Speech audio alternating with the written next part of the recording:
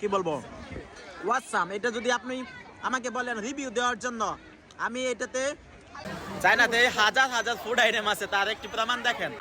কখনো কি দেখছেন আলু এইভাবে ভাজে, তারপরে ভাজার পরে একটু মশলাপাতি দিবে এবং খাওয়ার পর এত টেস্ট। চায়নাকে খাবারের জন্য রাজা বলা হয়। এই দেখেন এই আলুটাকে প্রথমে ভাজছে, ভাজার পর এই দেখেন একটু মশলা দিবে, একটু ঝাল দিবে, তারপর বিভিন্ন ধরনের আইটেম দিবে, তারপর মাখাবে। মাখানোর পর কি বলবো আসলে ওয়াসাম। আমি যখন চায়নাতে আসার পর এই আলু ভাজা খাইছি, আলু ভাজা খাওয়ার প্রেমে পড়ে গেছি।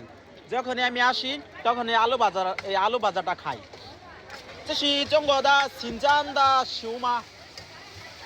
এটা হচ্ছে চায়নার একটা প্রভিন্স সিনজান, যেখানে এই খাবারটা অনেক বেশি খাওয়া হয়। দেখেন দেখতে কত না ডিলিশিয়াস মনে হচ্ছে, আর খাওয়ার পরে তো অসাম।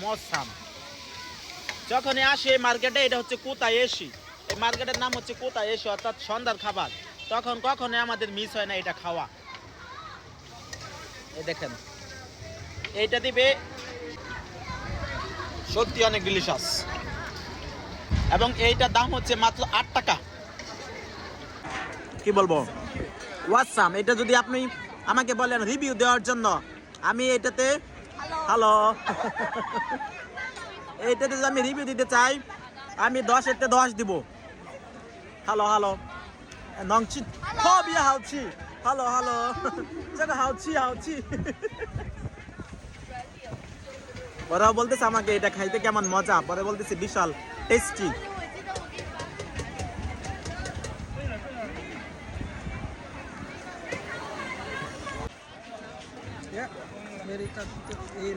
গরম একটু বেশি ছিল তো বাই দা ওয়ে, আপনি যাই বলেন, এটা যদি আপনি খেতে চান, আপনি চায়নাতে আসেন।